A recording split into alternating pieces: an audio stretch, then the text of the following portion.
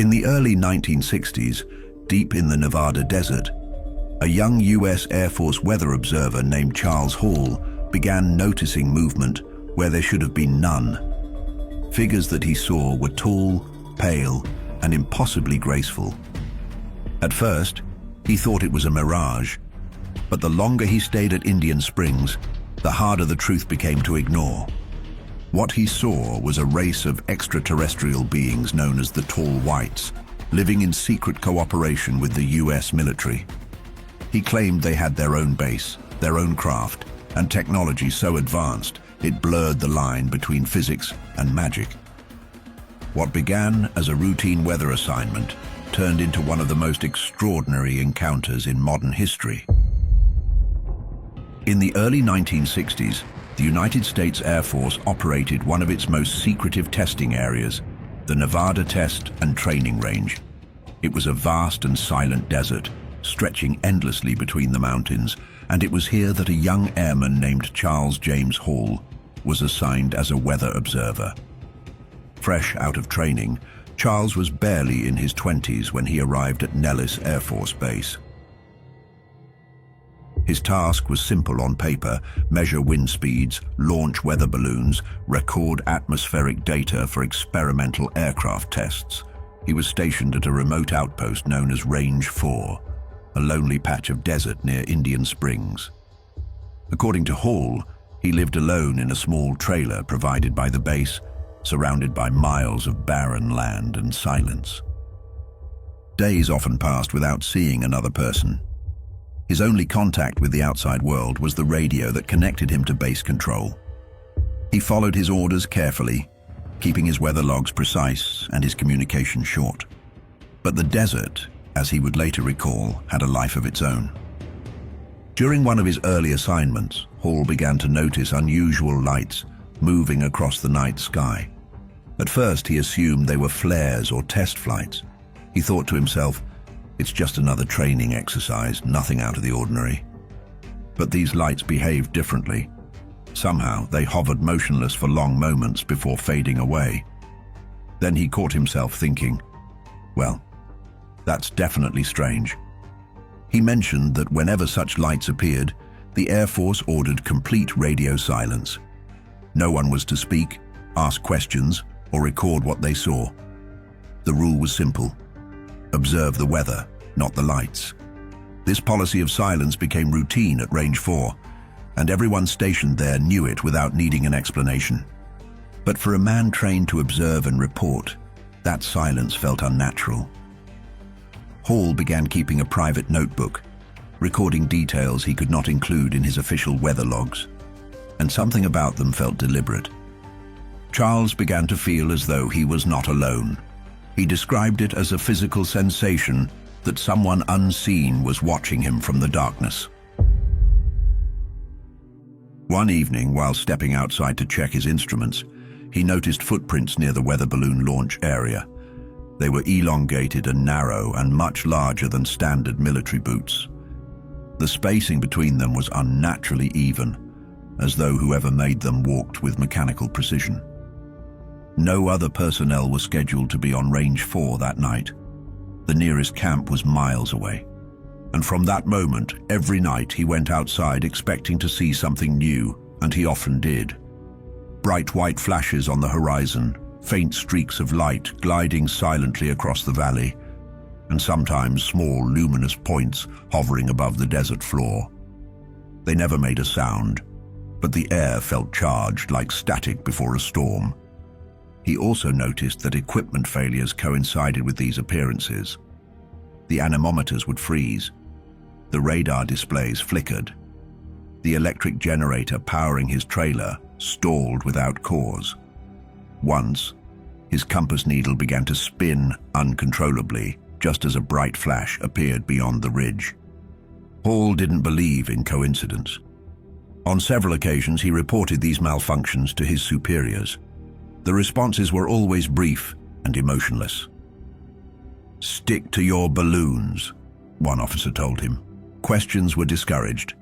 Curiosity was dangerous. Hall understood the message. Whatever was happening out there, it was not his concern. By late 1965, his nights had become a mixture of routine duty and quiet dread. He performed his tasks by day, launching balloons, logging data, and reporting to Nellis Command. At night, he waited. He had stopped trying to convince himself the lights were ordinary. He saw intelligence in their movement. He thought to himself, "They're studying me, just as I'm studying them." The more he tried to stay rational, the stranger everything seemed to become. In his later reflections, Hall said that the Air Force must have known about the phenomena all along.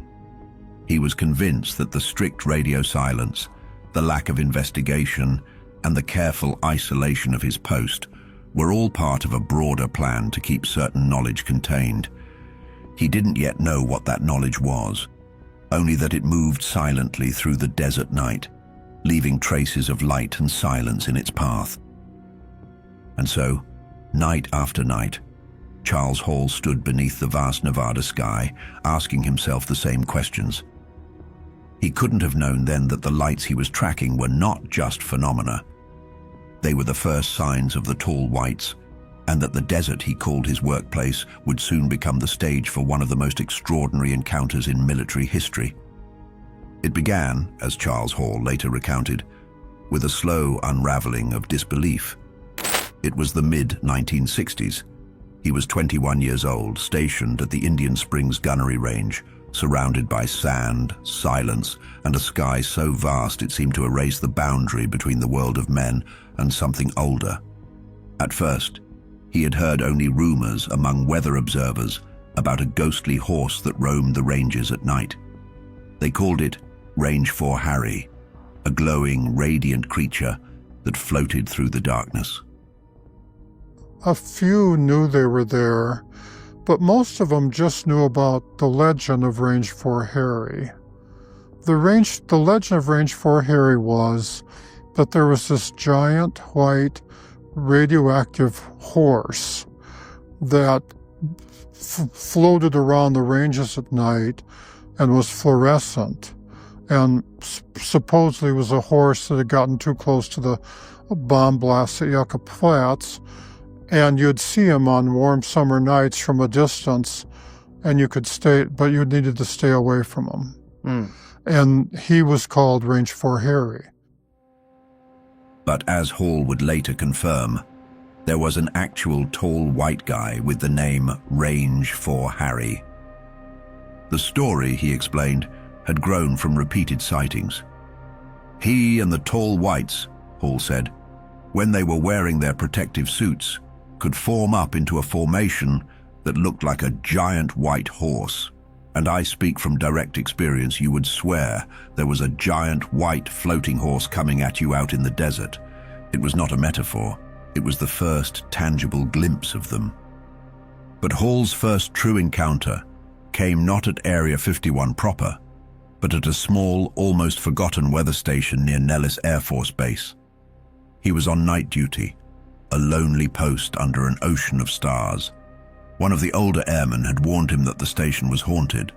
The man told him he had seen 5 tall white aliens come in from the runway, opening locked glass doors as if the air itself obeyed them. He thought they were ghosts, Hall recalled. He panicked and started screaming. When Hall was assigned to replace him, he expected nothing more than wind readings and boredom. But within days, the so-called legend became a reality. He described standing alone inside the building on a quiet Sunday night, when the atmosphere around him shifted. Outside, faint movement caught his eye. He turned toward the glass and saw a figure watching him from the edge of the tarmac. She was tall, impossibly tall, and luminous in the moonlight. Her skin appeared almost translucent. Milky white, he said, like porcelain that glowed from within. Her suit shimmered faintly, reflecting the light in soft ripples. That night, she did not approach. She simply stood there, watching him. And from that moment, he realized the desert was no longer empty. A few nights later, Hall walked back to his barracks after a midnight shift. Behind him, he sensed a presence. Turning, he saw the same tall white girl following silently down the road. As I was walking back the mile or so to my barracks, one of the new ones being built, when I turned around, following me was the tall white girl, the 12-year-old. And I was about a quarter mile down from the base up from the weather station, and back by the white elephant was the teacher and two Range 4 Harry and another tall white guard. Her movements were graceful and unnatural. She rose slightly above the ground. She lifted up, turned on her suit, until the tops of her feet were about as far off the ground as the top of a chair, he explained. Then, effortlessly, she floated across the grass. Hall's mind refused to accept what his eyes saw. He convinced himself he must be dreaming or sleepwalking. He remembered thinking to himself, "This can't be real. Not here, not now." There was a time when I thought that the extraterrestrial lady I was looking at, that I was hallucinating. And I was kind of surprised because I was kind of thinking that if I was going to hallucinate, I was alone out in the desert, I was young and single, that if I was going to hallucinate, that it would be more like a Las Vegas showgirl, and she wasn't, But the figure remained, moving with mechanical precision and quiet curiosity. She bent forward, he remembered, and picked something up from the grass still floating in midair. Her movements were exact, like she was studying something invisible. It was in that moment that he felt stunned. The air around her shimmered as though charged by a static field. He turned away, unable to process what he had seen, and continued walking, half believing he was losing his mind. And from a distance, other tall whites observed him. Hall said they watched from near the hangars, silently supervising the young girl's approach. And for Hall, it was not an accident. They were intentionally showing themselves, he explained. They were testing me. The tall whites, as he would later tell it, were a family group, men, women, and children, who lived beneath the desert in underground facilities. And just like that, night after night, he saw movement around the weather station, flashes of white near the sand ridges, and luminous figures crossing the airstrip. Hall never claimed they spoke. The first time he saw a group together, he noticed how they interacted through silent gestures and bursts of sound too high for human hearing. If they feel like talking to each other using sounds too high for a human to hear, they'll do so, he said. If you didn't know better, you'd think they were using telepathy, because they'll be sitting there in total silence and one will laugh, and then they'll go through a complete conversation. Because they'll be sitting there in total silence and one will laugh, and then they'll be going through a complete conversation. And of course, their electronics also are able to tell what a person is thinking and to put thoughts in the conscious part of their mind by electronic means. Why do you think that? From direct experience. Over time, he realized that the tall whites carried advanced devices woven into their suits and helmets, capable of sensing and transmitting thoughts. In those early weeks, fear became his constant companion. He was alone at night, surrounded by miles of desert, with the knowledge that beings of unknown origin could appear at any moment. He described their presence as overwhelming. Each encounter left his instruments malfunctioning, his clocks off by minutes, his senses distorted. And yet beneath the fear, there was a growing sense of reverence and an awareness that he was standing at the edge of something extraordinary. Hall said he could sense intelligence in their behavior. They would follow me, he recalled, just to see what I would do. They wanted to know how I'd react. Sometimes, when they drew too close, he would back away, trying to maintain a respectful distance. He later told how he created small rules for himself, Not to pursue, not to close the gap, and to sing softly when he knew they were near, to show he meant no harm. It was, in his own words, an understanding born of fear and curiosity. Over time, the sightings became less random and more deliberate. The tall whites, he realized, were allowing him to see them, to acclimate him to their presence. Their luminous suits allowed them to hover just above the ground, merging into one another's force fields until they appeared as a single shape. When they all turned on their suits, Hall said, the fields merged into one. You would swear there was a giant white floating horse. That horse, the same Range 4 Harry that frightened so many before him, was, in truth, a formation of adults and children moving together at immense speed. I personally watched them when they wanted to go somewhere when they were out hiking, and they wanted to go somewhere fast, they could form up into that formation, and they could reach speeds of 100 miles an hour over the desert by floating up above the ground and just going zoom. By the end of 1965, Hall's understanding of reality had begun to fracture. He was still a weather observer, still launching balloons and logging data, but each night his gaze drifted upward toward the mountains and the stars beyond. And the more he saw, the less the desert felt like Earth at all. He later reflected that the true shock was not discovering that something was there, but realizing how long it had been here and why. According to Charles Hall, the beings he called the Tall Whites were not recent visitors to Earth. They were travelers, explorers who had made this planet a stop on a route older than civilization itself. I'm certain that the Greys got here first and they were here before the last ice age, and that the Tall Whites got here second and they were here by at least the middle of the last ice age. And the Norwegians with 24 teeth got here towards the end of the last ice age. To him, that meant tens of thousands of years, entire epochs of human history unfolding while these quiet observers watched from the shadows of the Nevada desert. He said they maintained a base at the northern end of Indian Springs Valley, an underground complex near a dry lakebed known as Dogbone Lake. From the surface, it looked like any other stretch of sand and rock, but beneath it, he claimed, lay hangars large enough to house their shining egg-shaped craft. This base, as Hall later understood, was their pit stop and a resting place between the stars. They would arrive, repair, and refuel before continuing their journeys across deep space.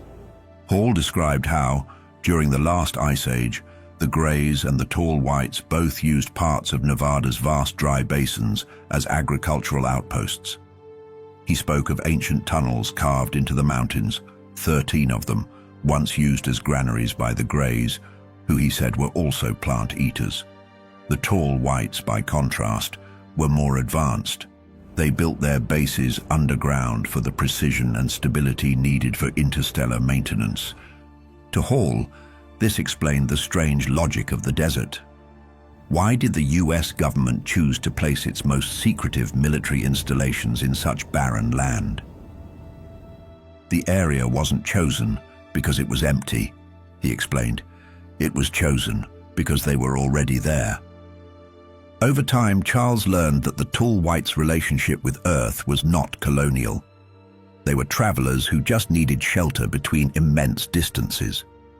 They called it a stopover zone. From here, their craft could be maintained and crews could rest before continuing to planets orbiting distant stars, places Hall associated with Arcturus, roughly 36 light-years away. They'd be gone for weeks or months, he said, and then they'd come back. They used Earth as a port, not a home. In his quiet hours at Range 4, he began to think about what that meant. Maybe, Hall thought to himself, our world is nothing more than a service station on a cosmic highway. But that was just the beginning.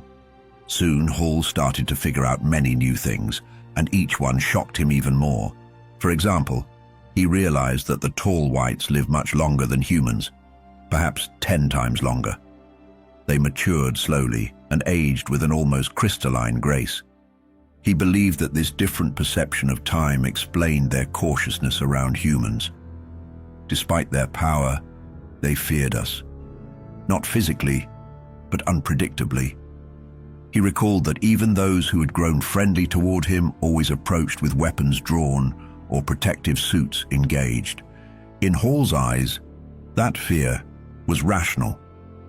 To them, a moment of anger or confusion could end centuries of careful planning. "They saw us," he once said, "like we see lightning, beautiful, dangerous, and unpredictable." But despite their fear, they were not cruel. Their society, he learned, was built on rules of trust and patience. They valued predictability. Once a relationship of trust was formed, it could last generations, or to be more precise, for hundreds of years. Hall's time in the desert also changed his view of science. He came to believe that everything he witnessed challenged the foundations of human physics. And just when he thought nothing could surprise him anymore, Hall came to one more realization: that Einstein had been wrong about relativity. At first, this realization disturbed him. As a trained physicist, he had been raised on Einstein's principle that nothing could travel faster than light. But what he saw contradicted it. He had watched their ships cross the desert sky, vanish from sight, and reappear miles away within seconds. He calculated the distance and the timing in his notebook. Even his conservative estimates showed speeds far beyond light.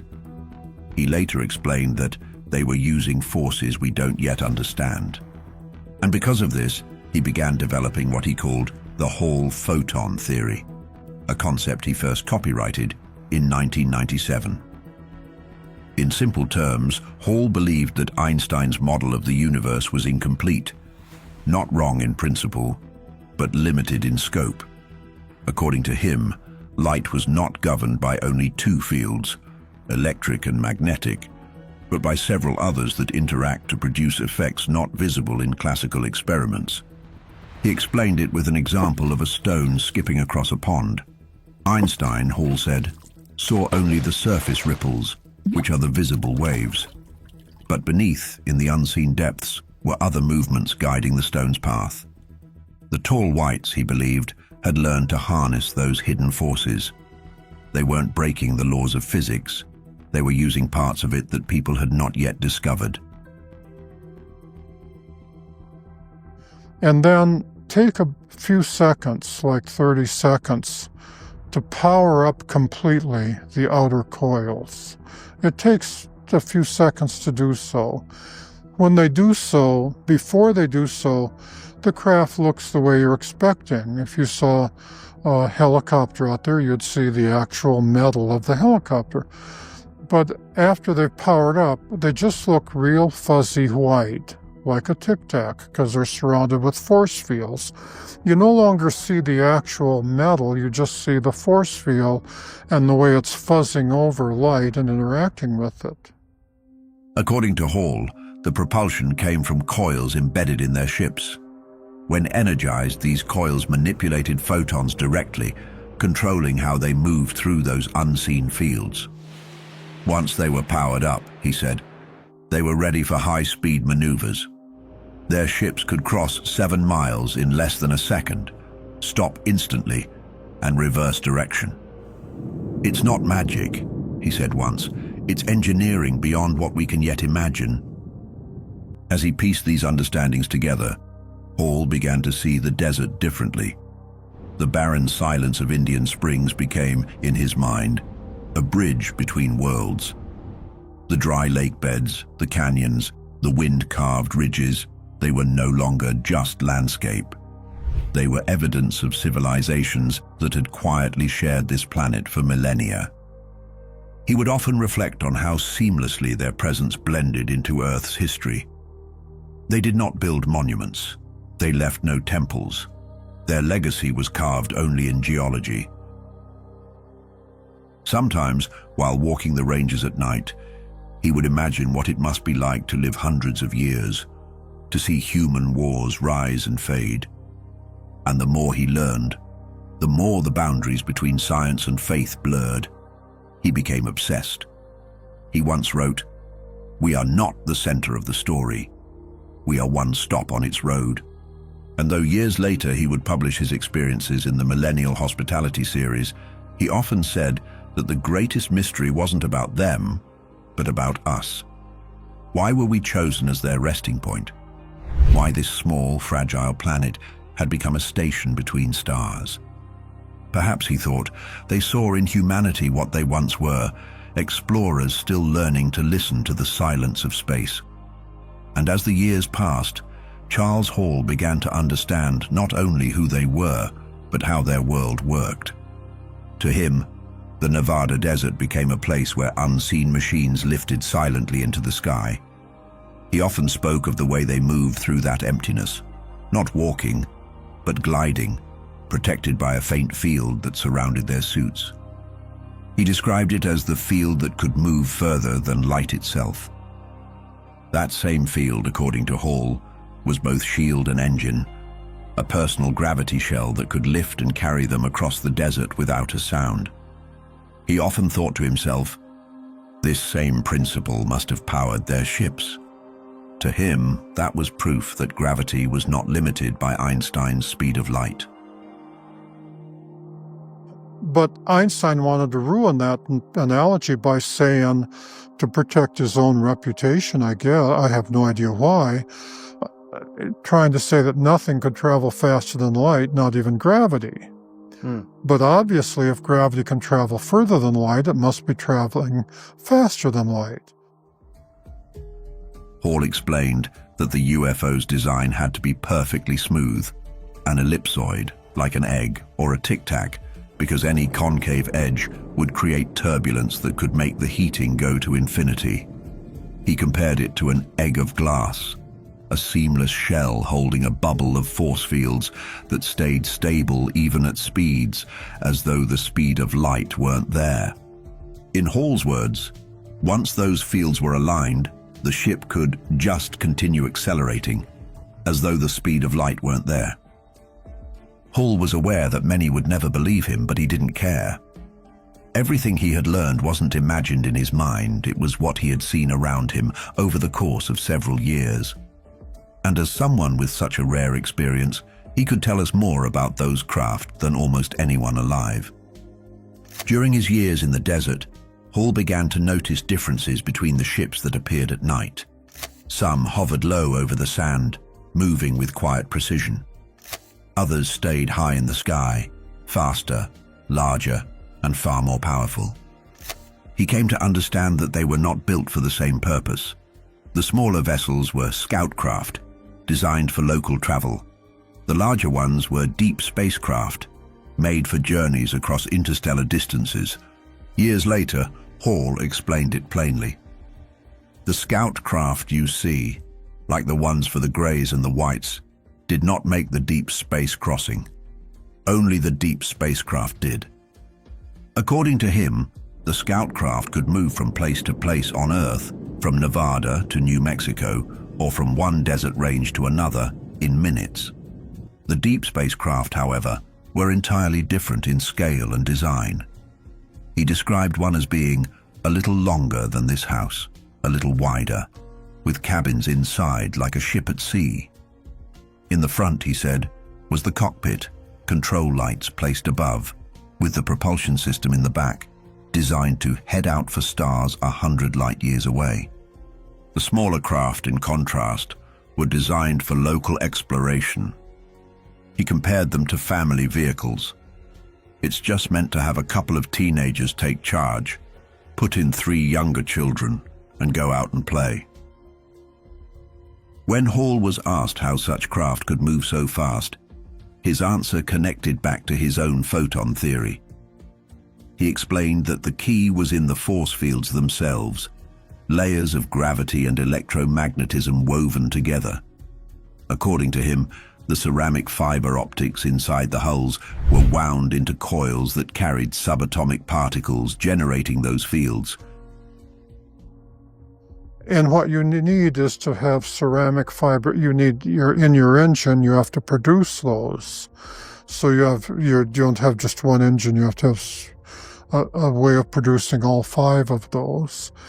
And then what you have are ceramic fiber optic cables.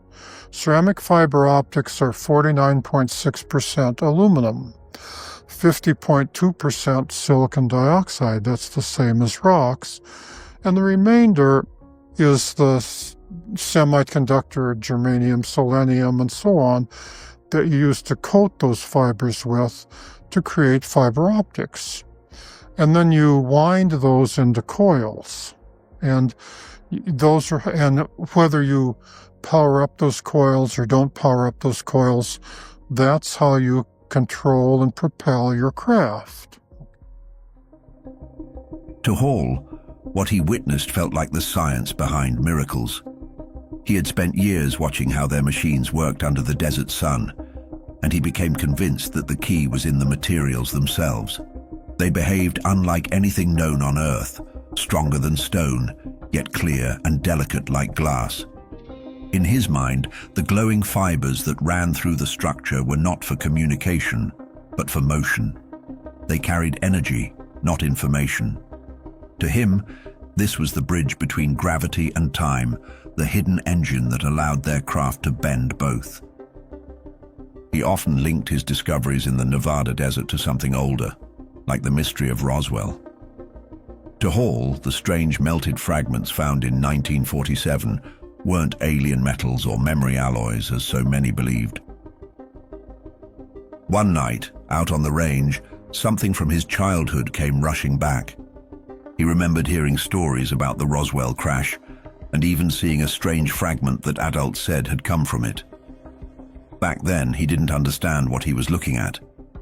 But standing there in the desert years later, watching that same shape rise into the night sky, he finally realized the truth. Whatever had fallen in New Mexico all those years ago, it was the same kind of craft, now hovering silently above him. One night out on the range, Hall realized something he had never really understood before. All that time, he had been searching for patterns, for proof that these beings were something more than human. But what he saw instead was their humanity reflected back at him. He noticed how they carried food, how they paused to drink water, how they moved with the same quiet fatigue that any living creature feels after a long shift. Later, he explained what that meant. They all have to eat, breathe air, drink water, and they all have to periodically go to the restroom, he said. Therefore, every craft in the back has a bathroom. It sounded absurd at first, a restroom on a ship that could travel between the stars. But to Hall, it made perfect sense. They were explorers, not gods.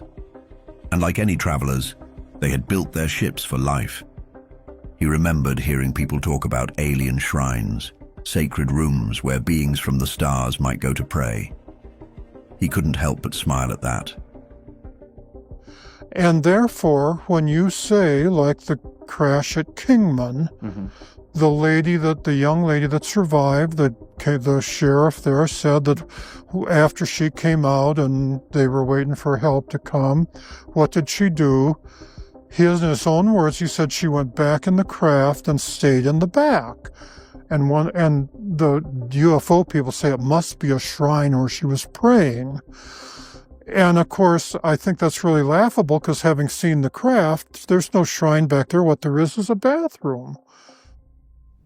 That night, he looked up at the stars and thought, maybe the real mystery wasn't how advanced they were, but how similar.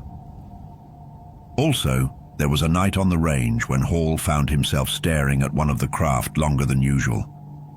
He had seen them lift, hover, and vanish before, but this time something else caught his attention.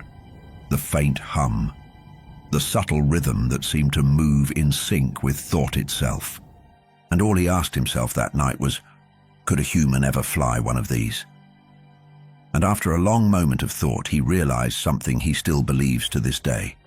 He realized that their craft was just like any other vehicle.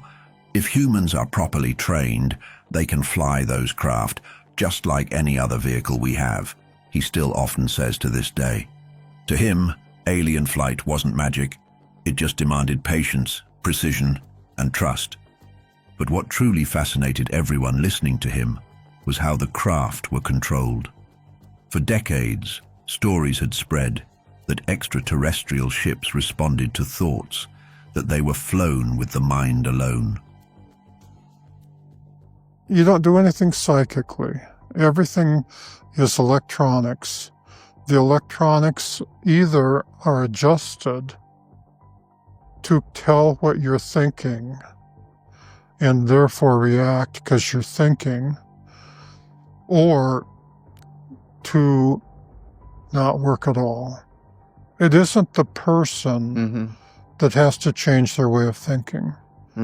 It's the person who's adjusting the electronics has to adjust it. It's unique for each human. With the tall whites, Hall learned that every pilot had their own electrical rhythm and their own frequency. At first, it was confusing to grasp, but when he began to see it as a bridge between biology and technology, everything suddenly made perfect sense. The next lesson came slowly, over the next few months of observation in the desert. He began to understand how the craft moved even better. He saw how they seemed to slide across the sand without effort. And what looked effortless was, in fact, the effect of gravitational control. Each pilot used the energy fields of their suit to balance the forces beneath them. The stronger the field, the lighter the body. At night, Hall would watch them from a distance. The air around them shimmered faintly, and the dust below their feet remained untouched. That was when he understood the principle. They were not walking, but riding the edge of gravity itself. He later explained that their suits generated a controlled lift, something like a localized gravitational bubble. Inside it, motion was free from friction. One step forward could carry them several feet through the air. And when they moved in groups, those fields linked together, forming larger, more stable zones of energy. To Hall, this was the science of balance. The same technology that lifted their ships was present in every fiber of their clothing. He realized that for the tall whites, engineering was part of their biology. The energy that sustained them was the same energy that moved their world. By 1966, Charles Hall had already spent years learning to coexist with the tall whites, observing their routines, their ships, and their cautious attempts to understand him. But one night, a new kind of experiment was set in motion. This time the test was about trust. The tall whites wanted to see if one of their own could blend among humans, to walk beside a man without armor, without fear. The subject was a young female named Pamela, one of the more curious and daring members of their group. Her teacher believed she was ready for something no tall white had tried before, to appear human. Hall didn't know about the plan until the evening it happened. He was at Range 4 working his weather instruments when the valley filled with unusual activity. He noticed dozens of luminous figures gathering along the eastern ridges. The air shimmered white across the horizon, like a crowd forming under the full moon. Later he learned that it was a gathering of officials, tall whites, and a few high-ranking humans there to witness the test. Hall was to be part of it, though no one had told him. Pamela's task was simple in theory. On that night, Hall recalled, she was supposed to walk down the pathway, disguised as a human lady, totally turned off, to just walk over to me, the way you and I are, and then while I was working, turn her back to me, proving that she trusted me. It was, as Hall later realized, a symbolic gesture, a test not only for her, but for their species. He remembered standing by his equipment, unaware of the silent audience on the ridge. The desert was still, the wind low, his radar humming softly. Then he saw movement in the distance, a figure stepping out from the shadows, dressed like a human woman. For a moment it looked ordinary, but Hall could sense the weight of the moment. Every muscle in his body tensed. He understood that one wrong gesture could ruin years of fragile peace. "She's walking toward me," he thought at that moment.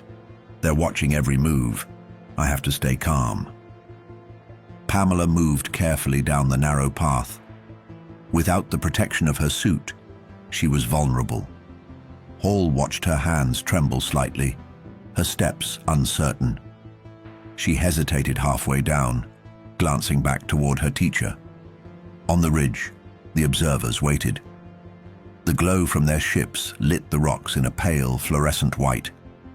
Then it happened. She stopped. Something in her body language changed. Hall saw her shoulders tighten. She looked at him, and in that instant, every trace of courage disappeared. On that night she failed the test. On that night she panicked and she didn't even get down to the quarter-mile limit when she panicked and was afraid that I was truly an ugly monster that she couldn't trust and ran off. But there came a night when she had to do that, and that's described in my book. He stayed there for several minutes, unsure what had just happened. Around him, the desert fell back into silence. Somewhere behind the ridges, the ships began to lift away. It was not anger he felt. It was something closer to disappointment, not in her, but in what the moment had revealed.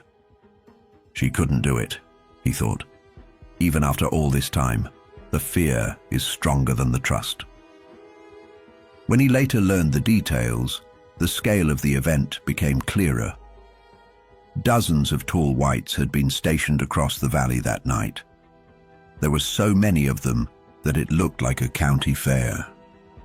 They had come to witness what could have been a historic moment, their first act of unguarded contact. But Pamela's panic changed everything. Hall often replayed that night in his mind. He wondered if he could have done something differently. Maybe looked away sooner. Maybe smiled. Maybe spoken softly. But he realized that it wouldn't have mattered. He already knew that they think of a human as something unpredictable. That night, Hall simply packed his equipment, shut down the radar, and started the long drive back to camp. As he drove, he thought about what had happened. He had seen a civilization that could bend gravity and light, that could build ships faster than thought, and yet at its core, it still struggled with the same fragile emotion that shaped humanity. Fear, he thought while driving, that's what connects us. In the months that followed, Hall noticed changes. The tall whites were quieter around him, more careful, as if the failed test had reminded them of their own boundaries. Yet somehow their respect for him deepened, and no matter how much he thought he knew about them, there were always moments when he discovered something new, like the time he realized their landing schedule on Earth was connected to the moon. During the full moon, the valley shimmered with activity. The lights above Dogbone Lake grew brighter, and the scout craft would hover low to the ground, marking a pathway for something larger. Hall soon understood what it meant. The deep spacecraft, the vast interstellar carriers that connected their homeworld to Earth, arrived only at specific times, guided by gravity itself. They liked to come and go near the night of the full moon. And on the night of the full moon, the moon and the Earth and the Sun all form a line. So behind the Earth in its orbit is a uniform gravitational field, and it's going away from the incoming craft. So if anything goes wrong, they can back off and the Earth won't run into them, it'll go away. He had stumbled upon the tall white's calendar written in motion, and somehow it made perfect sense. A civilization that traveled faster than light would still need precision when approaching a planet. The moonlight, he believed, was part of the process. Every full moon became a window, a period of perfect balance when gravitational tides aligned like invisible gates. Hall watched as their ships descended, sometimes one, sometimes a dozen. They landed silently along the northern ridges, near a stretch of terrain he had once thought empty. But beneath that soil, he would later learn, lay an enormous structure as their base. He described it as a hidden city beneath the desert, carved deep into the rock near the dry lake beds. From above, it appeared ordinary, covered in sand. But under the surface, vast tunnels and chambers stretched for miles, housing hundreds of beings. Each section had a purpose. There were sleeping quarters for families, storage areas for equipment, and wide circular hangars that opened upward through disguised surface doors. During active nights, Hall could sometimes see the light seeping through those cracks. He knew that his weather station was not randomly placed. It was at the outer edge of their territory. It explained why he was never alone, even when he thought he was. Hall often wondered how long the base had been there. The tall whites had told him their presence dated back to the last ice age. Their structures had been rebuilt and expanded countless times, with each generation leaving its mark beneath the sand. What fascinated him most was their discipline. Every movement was coordinated, every arrival and departure followed a plan. The large deep space ships came and went like scheduled trains, some every few months, others every few years. Some of the craft made 2-month trips, he said. The longest schedule I saw was a craft that took 5 years. Those were coming directly from their home planet. Hall kept his observations to himself, knowing few would understand, but he wrote everything down. He noted that when the deep spacecraft were in port, the number of tall whites on the surface increased dramatically. When the ships departed, the silence returned. The outpost shrank to a handful of guards and maintenance crews. The same beings who once crowded the cliffs vanished without a trace. Over time, Hall also learned that the tall whites were not alone in their travels. He had heard them speak of other races that shared the same roots, though not the same technology. One group was the Norwegians with 24 teeth. Unlike the tall whites, these Norwegians preferred to land on the front side of the Earth facing the sun. Their technology was less advanced and their margin for error smaller. Hall explained that they would land even under dangerous conditions, unwilling to wait for the safer gravitational alignment used by the tall whites. The last few years had been shocking for Hall, but not even in his wildest dreams could he have imagined that our planet, Earth itself, was actually a meeting point for countless races and civilizations thousands of light years away from their own worlds. As he pieced these fragments together, he realized that his years at Range 4 had given him a front-row seat to an interstellar routine. When the orders finally came for his transfer, Charles Hall felt a strange mix of relief and dread. After years in the Nevada desert, after the endless nights watching white lights rise and fall across the valley, it was time to go home. He was supposed to feel free. But freedom came with a warning. In his last debriefing, his commanding officer said very little.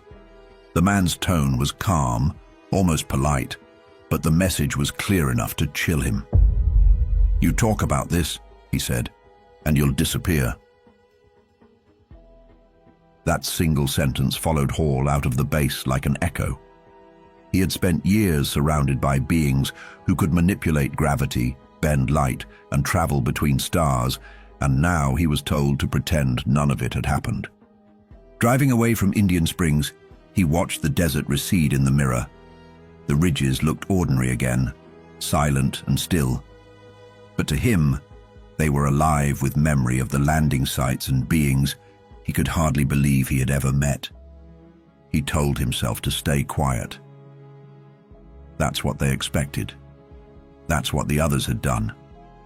But the more he tried, the heavier the silence became. In the months that followed, strange things began to happen. Cars idled near his home without headlights. Once, while walking back from the post office, He noticed a man sitting in a parked vehicle, reading a newspaper. But the same man was still there an hour later when Hall returned. At night, his wife would ask who he thought they were. He didn't know. Maybe Air Force intelligence, maybe someone else. What he did know was that the line between secrecy and paranoia had grown thin. He began to write everything down as a record. He thought to himself, "If anything ever happens to me, I want to make sure that everything I've seen stays written down for someone who might understand." It was safer on paper than in his head. By the late 1970s, Hall was living a quiet civilian life, raising a family, working, staying out of trouble. But the memories refused to fade. Sometimes he'd wake in the middle of the night, certain he had heard that same hum from the desert. He still had the notebooks, hundreds of pages of field notes written in the margins of Air Force logs. He hid them away for years, but in time, the need to speak became stronger than the fear. "I saw what I saw," he would tell himself, "and I lived through it." When he finally decided to publish his story, he chose a name that sounded almost benign: Millennial Hospitality. It was a title meant to sound like fiction, but inside those pages, he poured every detail of his life among the tall whites: the desert patrols, the craft, the tests, the silent agreements between two worlds. The first book appeared quietly without press or promotion, yet it spread through UFO research circles like a coded signal. People wanted to know who this man was who claimed to have worked beside extraterrestrials in Nevada. Soon, he began to receive letters. Some were kind, others hostile. A few felt too familiar, written by people who seemed to know more about his time at Nellis than he had ever made public. He started keeping the blinds closed. Once, after giving a small interview in Las Vegas, he noticed two men waiting near his car. They weren't military, but they carried themselves like it. One of them smiled faintly and said, "You've been busy." Then they walked away. At home, he told his wife nothing. He only said, "They know I'm talking." That night, he wrote until dawn. The more he spoke, the more he noticed how certain documents disappeared. Old service records he once had copies of went missing. A friend at the VA hinted that his file had been flagged. The phrase that haunted him most came from a conversation with an old colleague, another veteran who had once worked near Indian Springs. "Charlie," the man whispered, "some things are meant to stay buried. You keep digging, you're going to find the people paid to fill the holes." Hall laughed it off, but later that night he caught himself checking the locks again. By the time he released the later volumes of Millennial Hospitality, Hall had learned how to live with the risk. The books became his shield. The more people who read them, the harder it would be for his story to vanish. Still, he spoke carefully. He never claimed to have all the answers. He refused to reveal coordinates, names, or classified data. Everything he said came from memory, not stolen files. He called it the record of a witness. In his final interviews, his voice carried no bitterness. He said he had learned to accept the weight of secrecy. The desert had given him answers, but it had also taken away the peace of anonymity. He understood now what his commanding officer meant all those years ago, not that they would kill him, but that they would erase him. To vanish without record was, in their world, the same as never existing.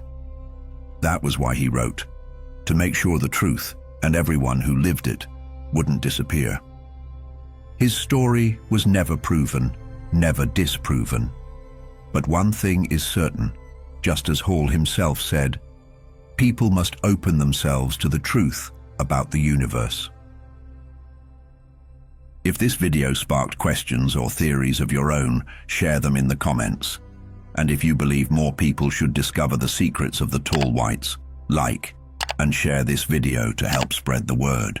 Keep your minds open And until we meet again,